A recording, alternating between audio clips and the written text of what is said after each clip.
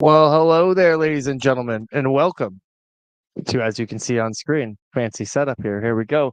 It is the World's End post show. I need my phone. I grabbed mine and I silenced it so I could at least And I'm just keep going to myself quickly do that as well. A big thank you to everybody for joining us, whether you're watching on Facebook, whether you're watching on X, Twitter, whatever you want to call it, whether you're watching on YouTube. We appreciate you, or you're listening to this on all podcast platforms. Sunday night's main event. Check it out. Show them some love. And thank you very much for joining us and spending some time with us. So hello, I guess my name is Erin Grant. I'm just processing now. This is what we're doing in place of Collision Catch-Up this week, as there was no collision. Yeah. That's why, as you were doing that whole thing, I'm like, I guess I gotta do my hello too. That completely threw me off that we didn't get collision this week, if I'm being honest with you. But Yeah. we decided to volunteer and step up to the plate, and here we are. We're hosting this bad boy. So thank you very much again to SNMERadio for having us. As per usual, check us out every single Sunday morning. As you can see, nope, that corner, right, reverse. If we're looking off to the side, it's because we have our chat and anything on that screen there. So we're both definitely just looking to the side at the same time. We're trying to keep track of everything here. I got somewhat of a fancy setup. I'm trying to make things cool here. So one step at a time. You made it look pretty decent. One step at a time. But yes, thank you very much for joining us. And we had a bit of a chaotic end to World's End. We've seen a World End in particular for one gentleman. But I got to be honest with you, Johnny. Yeah. I was going to say, but let's just kick it off. Like, we don't need to buffer too much. What were your genuine thoughts on the pay-per-view? There was just I don't even think it was a bad show per se, but I almost think with AEW increasing their amount of pay-per-views that they're going to be having on a regular basis, the pay-per-views felt a lot more special beforehand.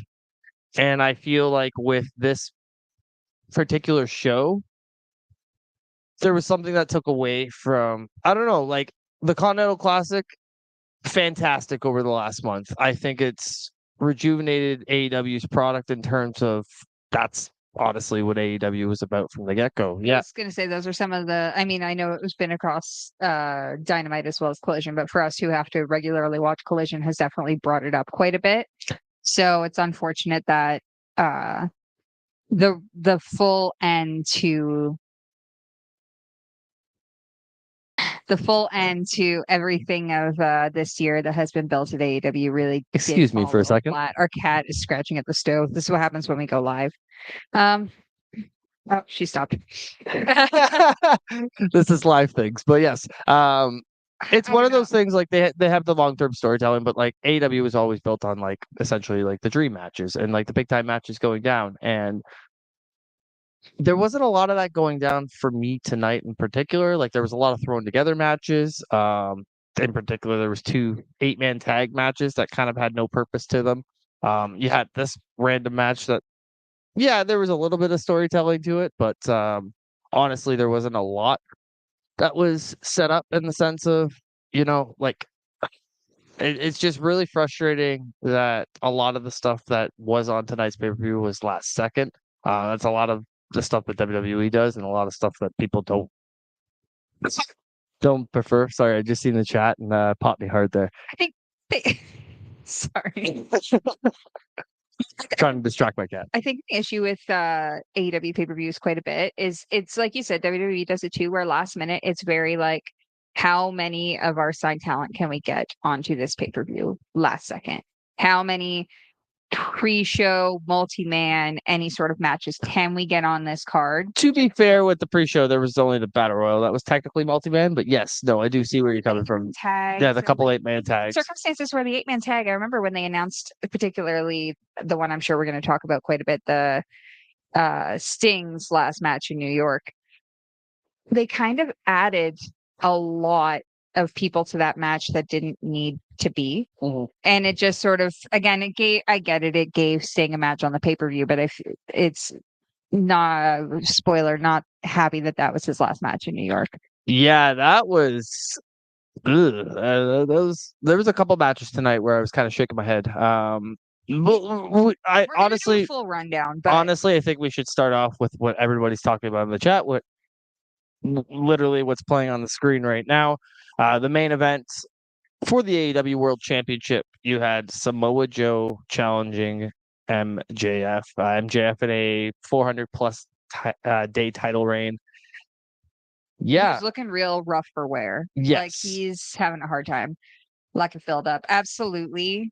Lishi, there was definitely a lack of build up for a lot of matches. And that's what I mean by a lot of last minute people being thrown in, where there was some build up happening with, actually, I was gonna say with the Jericho and Sammy, but no, Sammy just came back. There wasn't really build up for that. And then they just sort of threw Sting and Darby into there. And like just another team came out, another team. There wasn't really any need. Appreciate a good eggplant. Thanks, Daniel. Sorry, our cat's also just being psycho at the side of the screen. If anybody's because of course looking she to the is side. while we're live. But yeah, no. So getting into the main event, as we were just starting to get into all the eggplant emojis, apparently. all the eggplant emojis. MJF is looking rough right now. He has made it very clear he is feeling rough right now. He is not in a good state physically whatsoever, but they had to wrap up the story that answer the question, who is the devil?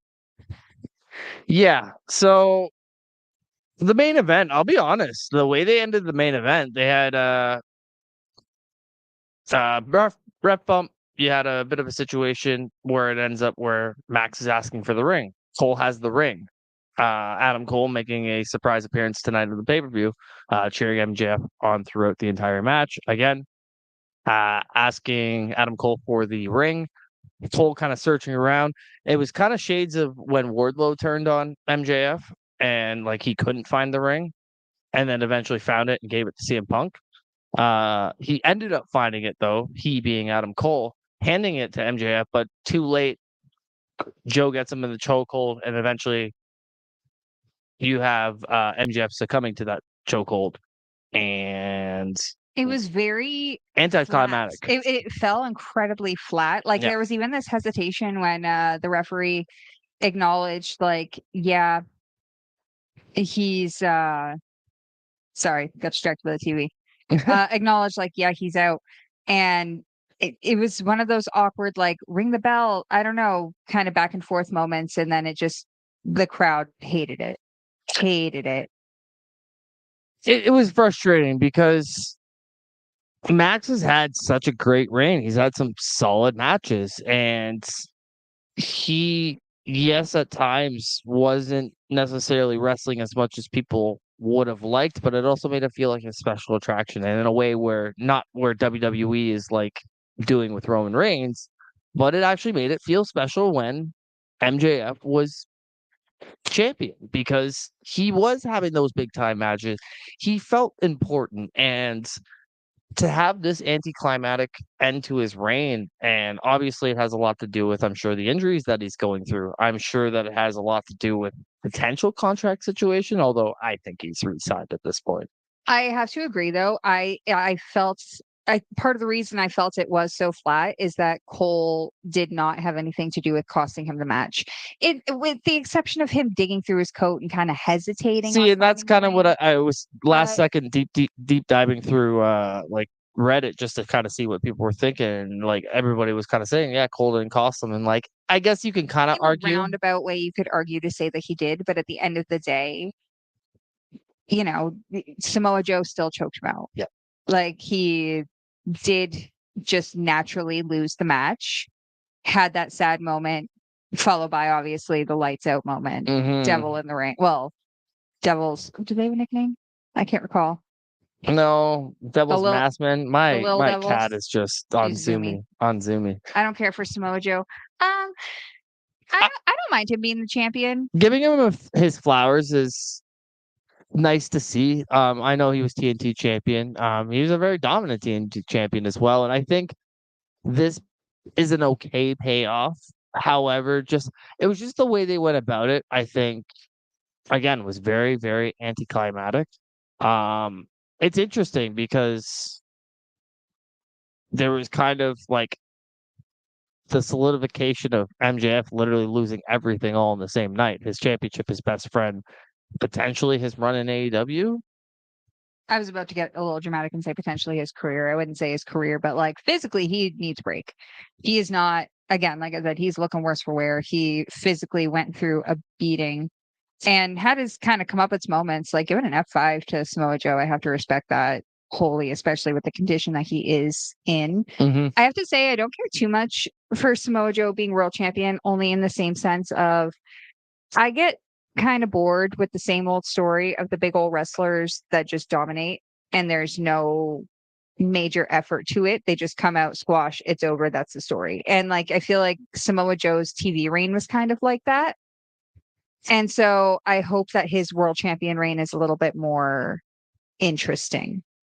And because I respect and I get the idea of the whole, big guy squash match, but at the same time, it reaches a point where it's kind of stale. no, and I'll give credit where credit is due. When it first happened, I was expecting it to maybe be 10 minutes, but they stretched it out a good 20, 25 minutes and got a lot out of it. So, I'm really looking forward to seeing where they go forward, but I don't like how they went about it. No, I think they kind of, again, just especially to end a pay-per-view, it really fell flat for me. And then you go back to who was revealed as the cohorts with the devil, devil being Adam Cole.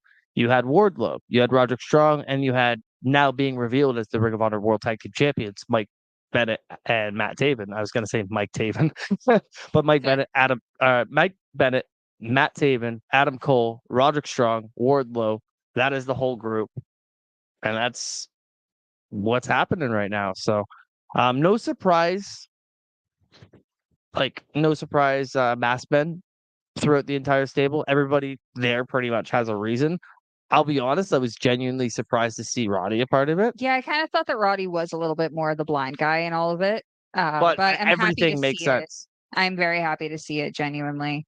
And again, yeah, we'll have to see kind of the payoff to that going forward. But that was the main event, a very underwhelming main event. If that is the end of MJF and AEW, potentially, then what a run.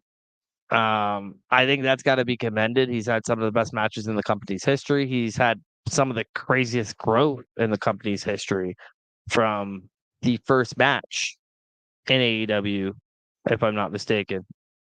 Yeah, the Casino Battle Royal. I'm pretty sure that was one of the first matches. If not the first match. He was on the first. Either way, first card. First card. Coming all the way to main eventing multiple pay-per-views, becoming the longest reigning world champion in history, beating name after name after name after name to retain that championship. He solidified himself as not one of the top stars in just AEW's history, but quite possibly, especially in the last decade, if not longer, one of the top stars in pro wrestling. He's a polarizing figure, and it's going to be. He's our scumbag. He is so good at what he does. He is good at being an ass. And there's an art to doing that, where you're not just being disrespectful and annoying, but you're actually I could tearing people down a peg. Is the best way I could describe it. I can appreciate that, especially. Yeah. So. No, I didn't really expect to see Wardlow either, Lishi, but I get it. He was somebody that was shying it away too, like he's saying, I'm not one of the goons, I'm out in London just chilling, doing my thing. He was basically saying he's nowhere near the pay-per-view, so he was trying to push away as much as possible. So yeah, very, very interesting end to the pay-per-view. A lot of people not happy, but I'll be honest, I'm on the same boat, but I'm also willing to let it play out, and that's something that a lot of fans needed to do, is let things play out. Unfortunately, I think, though, the general vibe of the entire pay-per-view, and a lot of people have said it, I've been online throughout a lot of the pay-per-view, and a lot of people have the same feeling. It's just, it was a very weird vibe of a pay-per-view. Mm-hmm. It was just not great chemistry in a lot of the matches. Not a lot of the matches, really. But I don't know, something just felt off through the entire show. There was definitely a couple clips I seen, especially throughout the night, where I was just like... Yeah. And Yeah, it's just definitely not one of AEW's best pay-per-views, and honestly, I think Johnny said it earlier in the stream, quite possibly the worst AEW pay-per-view of the year. And that's, again, not saying it's a bad show, but just on paper and the lack of build-up and a lot of the matches that were put on the show, it didn't deliver. at least in my personal opinion. But we'll dive through the show, and maybe heck, going through the show, I'll end up changing my mind. It wouldn't be the We've first done that time I've done it. before Yeah. when we've run down a show and been like, oh, maybe that wasn't as bad as I thought it was. We started the show to kick off with Chris Statlander and Will Nightingale. Honestly, not their best match. This is an example of where I'm saying like chemistry off, something about it off. Watching back clips was a little unfortunate. And I love both of them. It sucks. They're both incredibly talented, but that was not a great match. It's just a night like I've had those nights as a worker where it's just like you don't mesh with somebody, you don't click with somebody, and you just have an off night. And unfortunately, that's what it was tonight for Statlander and Nightingale. They didn't click tonight. It happens. It doesn't mean they're not good workers. It doesn't mean that they can't do their job properly, but it's just, again, sometimes you just have those nights. And unfortunately for them, it had to take place on a pay-per-view. And that's the shittiest part about it all. Yeah, that does suck. I mean, I don't want to be like, at least it was on the pre-show, but when you're looking at the way people look at things. Well, here's the thing with the pre-show, and you can look at the pre-show however you want to look at the pre-show, but at the end of the day, the pre-show is a selling mechanism for the pay-per-view. People watching the pre-show That's true. Are watching the pre-show to see what the pay-per-view is going to be presenting, as well as to see the matches beforehand. And if those matches beforehand aren't great, then you're not going to be more inclined to buy the pay-per-view no matter what's on that pay-per-view. Which kind of sucks because a lot of times the pre-show matches are quite often the ones that are just kind of like, here you go. Thrown together last minute. Together. Again, let's throw together a battle royal of some sort and get everybody going at once. Like, get everybody on the show. And again, the AEW women's division, this isn't taking anything away from it either, because I think the girls are working their asses off right now and trying to really establish themselves and top themselves. And like every time they go out there, they're trying to steal the show.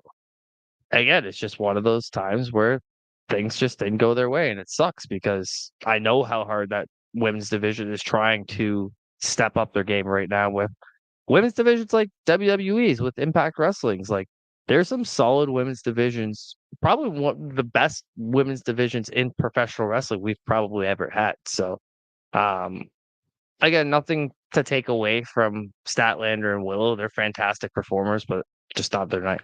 No, unfortunately. And then we got into, I believe it was the Battle Royal. It was the Battle Royal next. Yep. The winner getting a title opportunity anytime, any place for the TNT Championship. Let's just perfectly state that. Yes, let's perfectly state that. Foreshadowing. As that timed very well. Yeah, for real though. As we had 20 participants, and it ended up being one kill switch, as he was in the finals with I can appreciate that comment. He was in the finals with Trent Beretta, and it seemed like Trent was going to get the victory, but it ended up being Kill Switch, the former Luchasaurus, picking up the victory and carrying away that contract for a future opportunity at a TNT Championship match. At any time. Anytime, any place. Time, any place. And last one we got into FTW rules match between Hook and... Help me. Wheeler Yuta? Look, I suck at names. So, yeah, I know. No disrespect, Wheeler Yuta. I suck at names and I blank out hard.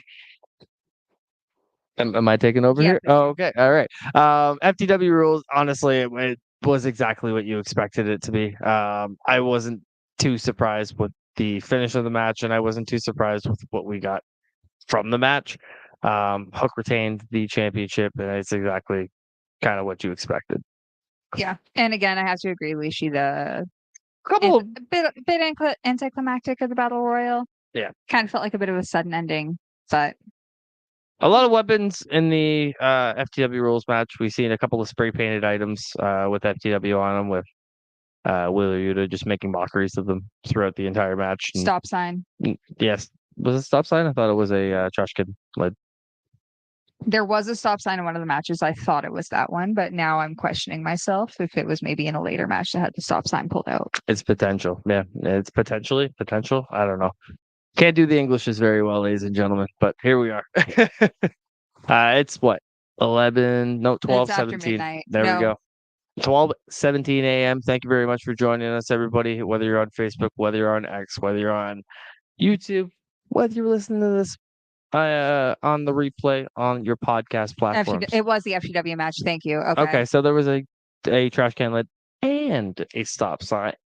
A lot of weapons. All right. Yeah. Let's do it. No holds barred for that FTW.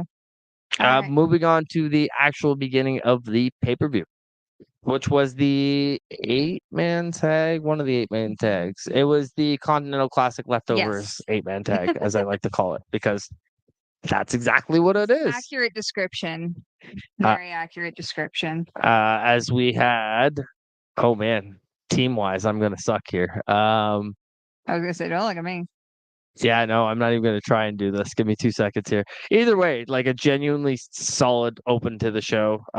This was the... Do you really have to do this now? If y'all could only see, like, it's just off camera. She's got a giant catcher here, and she's got the most zoomies. Okay. Our cat's just living her life right now. Trying to be a part of this podcast, but not actually trying to be a part of it. Yeah, the 8-man tag, I really enjoyed the finish of the match. It's the only way Daniel Garcia ended up winning throughout the Continental Classic was with the jackknife pin, and it was the way he ended up pinning not only Brody King in the tournament, but Jay Lethal here to win the entire 8-man tag match. It was amazing to see the pop that Garcia is getting. He's got a lot of momentum behind him right now. I think the Continental Classic has done wonders for certain guys, and Garcia is one of them.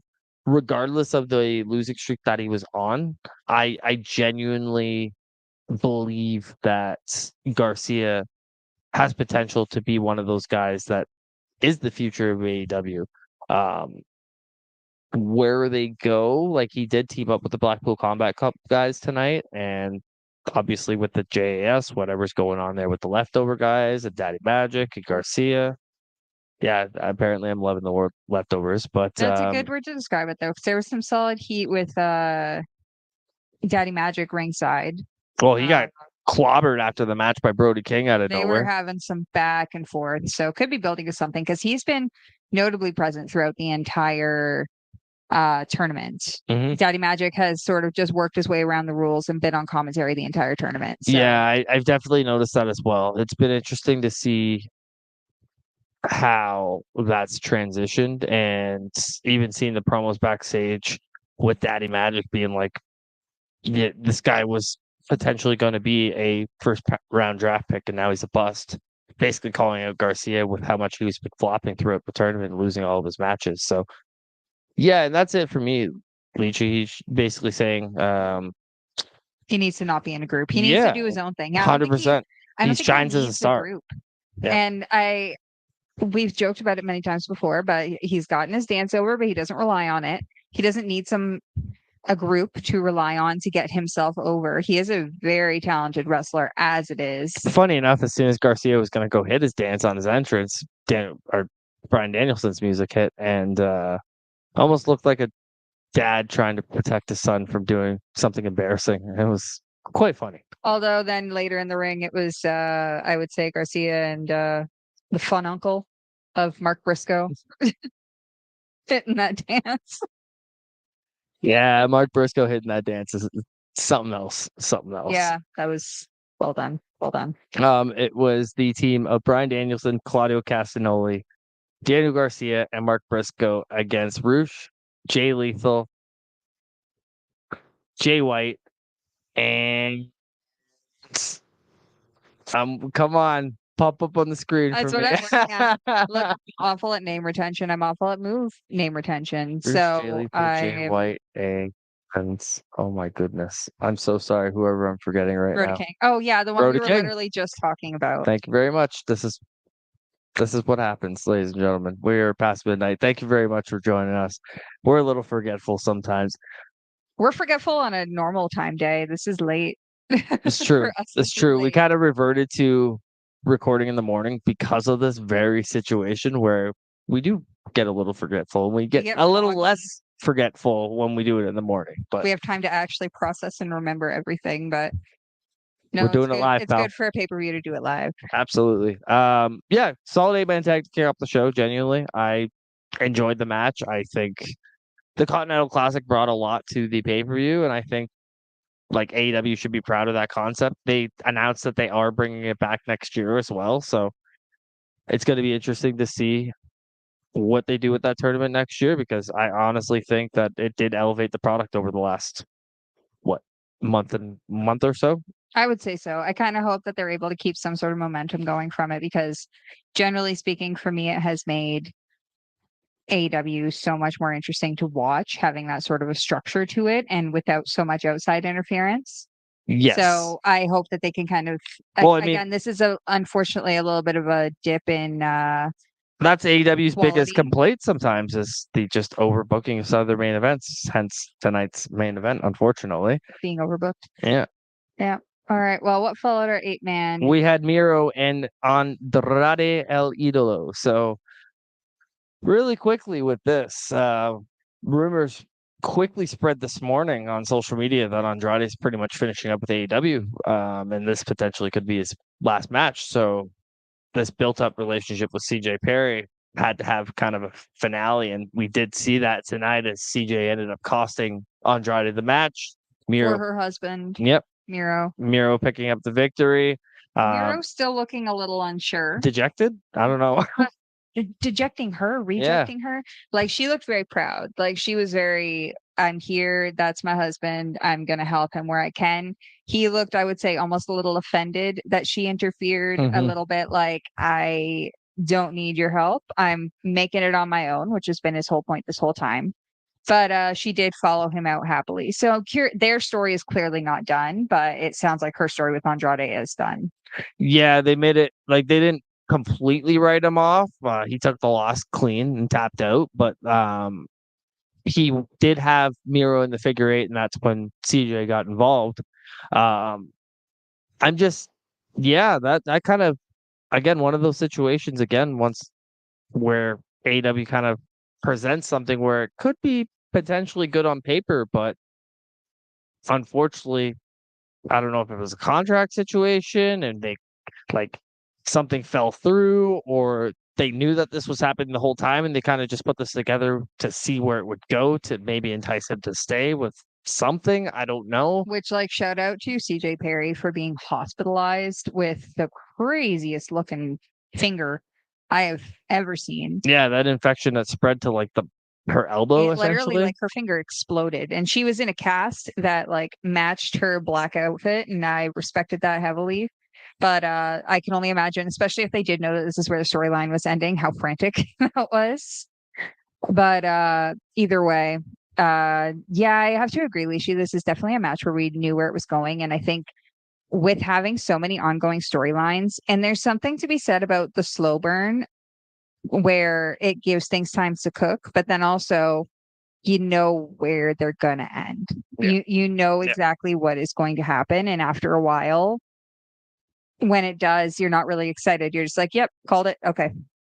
Good night. And that's, again, coming back to the main kind of, I think, where we ended up. Yeah, pretty much. And kind of an anticlimactic run, I think, for Andrade altogether in AEW. I think that's why people are honestly clamoring for him to go back to NXT or potentially WWE main roster. Either way, him being booked under Triple H, let's be real, it's been way better than anything that honestly he's done in AEW. That it sucks because like Andrade's a fantastic performer, but just with the issues that he had backstage with the situation that went on with Sammy Guevara, again, we don't know. We weren't there. We can't speak on it, but there was obviously something that happened. It was acknowledged. And to sum up just a lot of backstage. Yeah, and that's it with AEW, unfortunately, right now, where a lot of those situations that are happening backstage are taking away from the product. Max himself addressing it in that Players Tribune article that just came out, a day or two ago before this match. Beautifully written article. Amazing article, but he had a lot of solid points where a lot of the bigger moments in AEW were taken away from guys just being idiots. I hate to say it, but that's the truth. Well, again, like how much foreshadowing happened there to where the whole vibe of this pay-per-view is off because right now Twitter's exploding, which we're not going to dive too deep into at this moment. But, just the reality is there's definitely like a dark cloud kind of looming over AEW and their backstage, and it did put a bit of a damper on the show. And I mean, even something like Andrade, like people knowing that he's gone, it took away from the potential of that storyline moving forward, not just in actuality, but in the fans' eyes, because if they know the AEW crowd is a smart crowd. They know that if Andrade is leaving, this is it. Like they're killing it off tonight. So their interest in the match, you could tell, was not there. Especially at that, once you have that shocker moment of like, CJ pulling Andrade, everyone does kind of zone out because they're like, okay, we know what's happening. Yeah, like, we know where we're going for. Okay, yeah, again, like, oh, okay, yeah, we figured that much, and now it's basically over, even though the match wasn't even over yet. Yeah. So yeah, that's pretty much all there needs to be said about that match. Again, like, unfortunate that it is what it was, but I'm curious to see how they have Miro and CJ interact going forward, and if that's actually something they fully embrace, like the Rusev and Lana act that was super over in WWE that you should have never changed. She pointed out though, she was really done with it. Like I don't think there was I think some change on WWE, but I think she also kind of had enough. I'm sure, but I don't know, man. You just, if something's not broke, you don't fix it. Just saying. Moving on to our AEW Women's World Championship on the line, one of the most over acts and one of the best acts in AEW right now. The way they're presenting it, the way they're everything that's just going on with Timeless Toni Storm and her butler Luther, fantastic, as she defended the championship against the first champion in Riho. I adore Toni Storm. I've always been a fan, but I have to say Timeless Toni Storm is just one of my favorite things to watch. Just the fine details of the production, the camera flipping to black and white, the moments of like her close up, just the things that Luther does to assist her. He had a great moment where she jumped on his shoulders outside of the ring and ran with Riho down the side to pull a move. And yeah, they like chucked her off the apron. Yeah, it was creative spots. Very creative. But obviously, Toni Storm retaining the championship. I don't think anybody thought that Riho was regaining the championship here tonight. I don't think anybody thought Toni Storm was losing the championship. And I like Riho. She's great, but I think Toni is on way too much of a dominant streak right now. Way too much of a hot streak. And it was kind of forgotten and brushed to the side when she turned into Timeless Toni Storm. Just that moment they did have with Riho when she was still with the Outcasts, spray painting her and just like really going after Riho. So I think that sort of puts a nice little bookend onto that story. Yep. And where Riho goes from here, I have no idea. And then the Mariah May interactions with Toni Storm. There's got to be something up there. Mariah May making her American wrestling debut on Dynamite this week. So we'll see exactly where that also shout out Mariah also coming out after the match with a bucket of rose petals and sprinkles them over Toni Storm. Prancing around Toni Storm in a circle. Toni Storm just laying in the rose petals. I love Toni Storm. Yeah. I love everything that she's doing right now with the Timeless. So good. As we move on to one of the most disappointing things of the night, Swerve Strickland. Originally, we were supposed to get Swerve Strickland one-on-one with Keith Lee. A match that a lot of people were clamoring for. We never got the payoff to Swerve and our glory. We never got the official one-on-one match between these two guys, two of the most talented guys on the roster. And so we finally were going to get the payoff. A year later, nonetheless, we were still going to get the payoff, and everybody was excited for it. Tony Khan, basically saying like, yeah, this was kind of in the works the whole time. Like I planned for this to go this way, and I totally don't believe that. But I don't believe a lot of what that meant. Again, we're not going to dive into it. Yeah, we'll leave it at that. But yes, it's supposed to be Swerve and Keith Lee. Keith Lee basically nonchalantly saying on Twitter earlier that he's dealing with an injury and he's not too sure if he's going to be able to make it. All of a sudden, Tony Khan announcing on Twitter that the match has been changed and his tag team partner, Dustin Rhodes, would be stepping up in place. And Oh man. Can I take this away? Yeah, please do. I hated this. And I think when he comes out, Dustin Rhodes being he, like Swerve just having his moment. Also, of course, Prince. I was gonna say Nana having his moment always, but Swerve just looking his intimidating self, sitting on the corner of the ring on the turnbuckle, and then out comes Dustin, and Swerve comes down and pulls out a cinder block. Throwback to when he hit it over the chest of Keith Lee, I believe, and puts Dustin Rhodes' foot on it, held in place by, I believe, Nana. I believe it was Nana. I believe it was Nana, and stomps it through the cinder block. Big dramatic, medical. Everybody bring him all the way out. No, he's going to fight it, and he's going to rush back to the ring, and then an actual match takes place. And I thought it was so stupid. It sucks because, like, I remember we made a quick stage trip earlier to get some fun goodies because got to do what you got to do when you're a Canadian. But we seen this as we were driving out, and we were all kind of like, oh, like that sucks. And nothing against Dustin because, like, no, I respect Dustin a lot as a wrestler. He's a good wrestler. And I guess in kayfabe sense, it made the most sense to put Keith Lee's technical tag team partner against him. But, like, I don't know, man.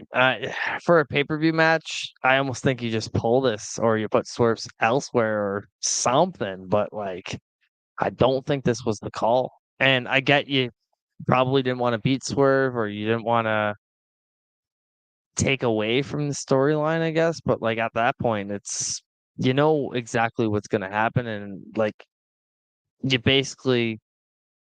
I don't know. It killed my interest completely for the match, personally. Because it built up such a heel in Swerve, which he doesn't need any building up. He is a superstar. He's son to Hangman's freaking baby. I forgot about that. I agree. I think they should have just canceled the match because even when they did the whole cinder block, Dustin, in my mind, I was like, yeah, okay, that makes sense. Dustin was supposed to do it. He got taken out, match over. But then when he came out and then proceeded to basically no sell the injury and just wrestle like normal, it dragged out way too much. He sold the injury for like the first couple minutes, and then the match was way longer than it needed to be, and he just dropped the complete, like his foot had never gone through a cinder block. Like that just completely made Swerve look weak to me. I don't know, just the entire sequence, and it was only I'm literally looking at it, was only 9 minutes 30 seconds, like the actual match. But in terms of how much the angle played out before the match too, it's just like that match maybe needed to be 5 minutes. I'd say that's why I'm a little shocked to hear that it was 9 minutes. Yeah. Like that was bell to bell time. Yeah. That did not need to be 9 minutes. Yeah. So that tells you everything you need to know. And now getting into Mr. Controversial as we get into the second 8-man tag match of the evening.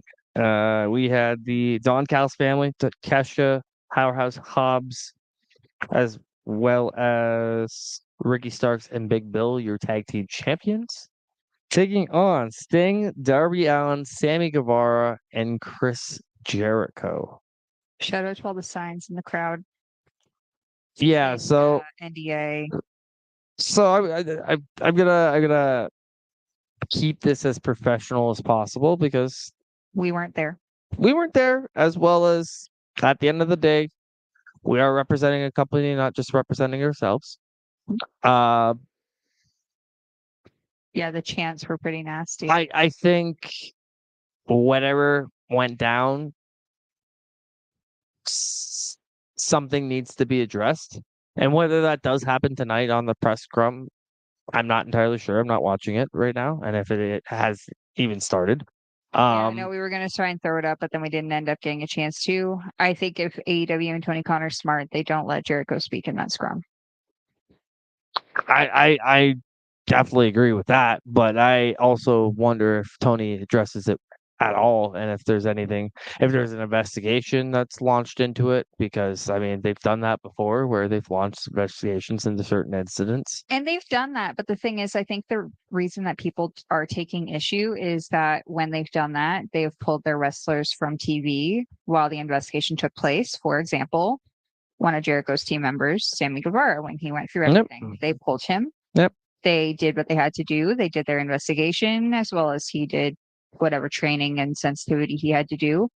And then he came back to TV once it was all said and done.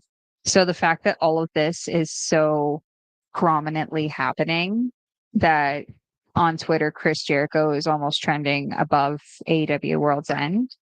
Yeah, it's one of those things that's definitely taken away from the pay-per-view. It took so much away. And maybe that's, I don't know if that's something that's like, I don't want to say like timed by these scandals getting released and all this shit going down, but like it just seems like anytime AEW runs a pay-per-view, there's some sort of negative energy that gets thrown out there. And it's I don't know. It's frustrating to see because like as somebody who's been a day one AEW guy, the whole restore the feeling phrase that everybody's been talking about, it's not there. It's gone, unfortunately, right now. And it sucks because there's a lot of talented guys in that locker room. There's a lot of talented guys you don't see on TV. And yes, they're giving a lot of jobs to a lot of people that wouldn't have had them before. But it's interesting to see how much Tony is influenced by certain people and cares so much about social media. Like he's somebody who will go out of his way to have arguments with people on social media. It's the weirdest thing.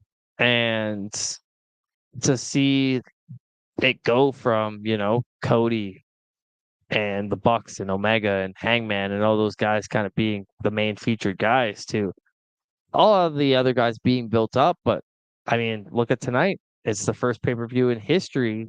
We had no Elite. We had no Hangman. We had no Kenny Omega. We had no Young Bucks on the pay-per-view whatsoever.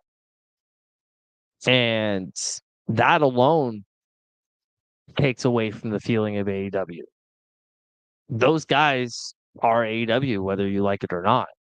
And when you look back on when it all started, that's why it started. I don't know, man. It's stuff like that takes away from the product. And it sucks because me as a fan, I love to sit back and watch professional wrestling, but it's hard to focus on the product when you've got so much being talked about outside of the show. And with that also said, like inside the show, like the crowd had a vibe. Yep. The crowd, especially for this match, but the whole show, the crowd came with a major, again, cloud kind of around them.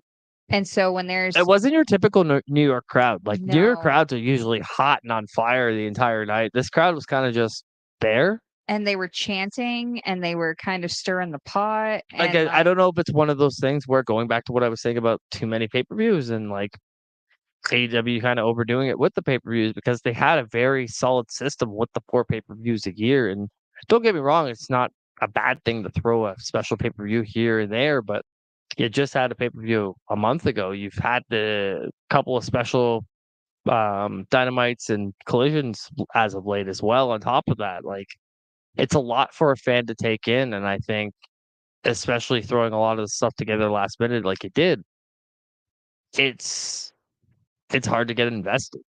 And it doesn't give the storylines enough that to build. Plus everything that's going on outside the shows themselves, it all mixes into one little, how do you get invested? Come back from that? Yeah. Anyways, enough of that downer. Yeah, we it did kind of go up from there, thankfully. We had Sammy Guevara picking up the victory really quickly. Which again, kind of a weird moment as well, I think. Sting's potential second last match. His supposed last match in New York, which I feel for him because it completely got taken away by everything that happened. And not only that, just kind of a lackluster match. As well as Sammy gets the pin. Cool moment for him. Nothing against Sammy, but like Sting.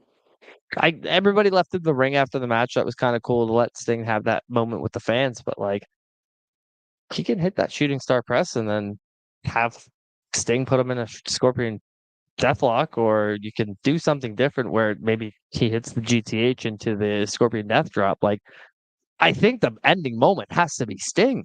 Yeah, I was a little confused when it wasn't. And also Ricky Starks taking the pin, which I wasn't too. I think that's potentially foreshadowing the Sammy Jericho team getting a shot at the belts. There's But storytelling happening, and I'm sure there will be more storytelling happening, but ultimately just again it fell flat. And I think that sort of sums up a lot of the show for tonight was just it fell flat. yeah, it's unfortunate, but it did. House rules next for the TBS Championship. Julia Hart defending against Abaddon and Her one Abaddon's or no, was it rule. Julia Hart's rule or No. Abaddon's? Abaddon's rule was fights were Fighting. legal. Fighting is allowed. Respect to Abaddon. Fair enough. It ended up being Sky Blue getting involved in the match as kind of expected, helping Julia Hart retain the championship. No sign of Thunder Rosa, which I was kind of intrigued to see. It seemed like they were kind of building up Rosa potentially as a future competitor for that championship with the interactions that were going on. I feel like they had to finish off the Abaddon build though. They've been doing something with Abaddon, nothing like considering they weren't on TV for so long, and then all of a sudden.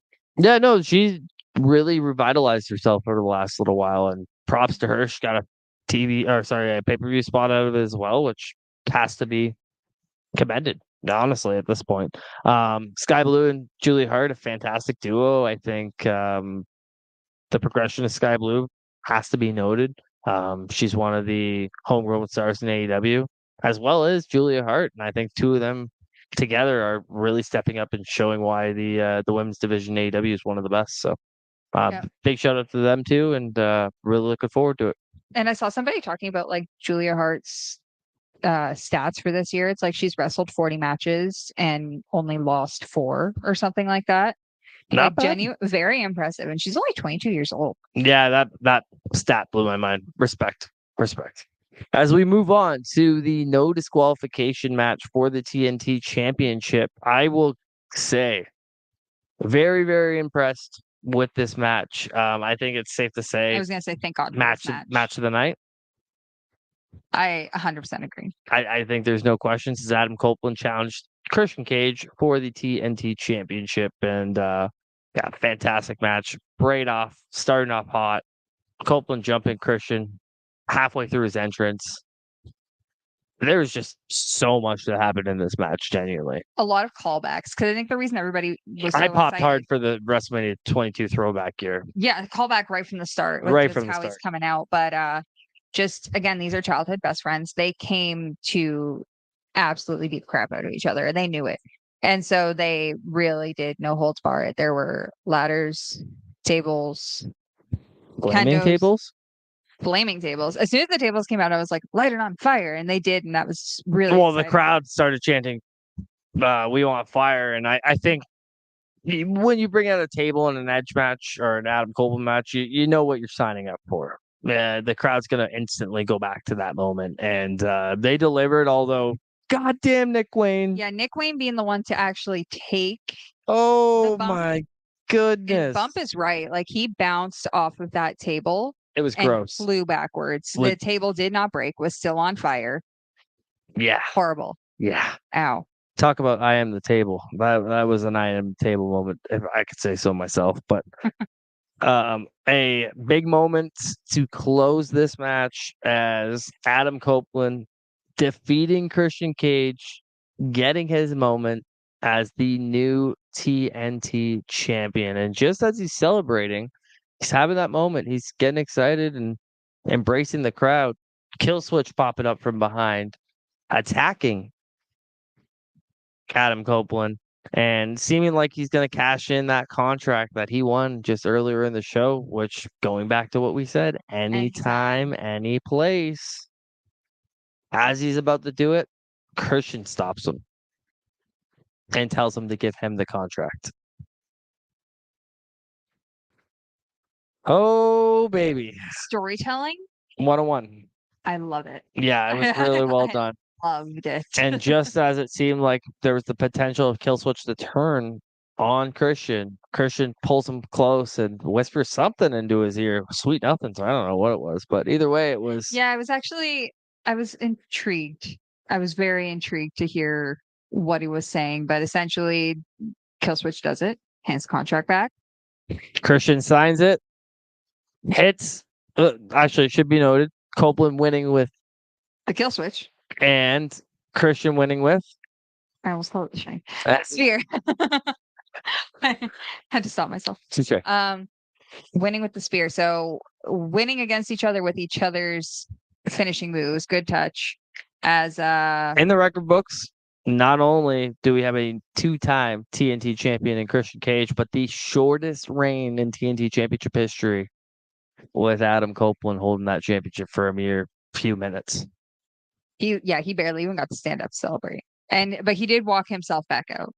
So that clearly this story is not done.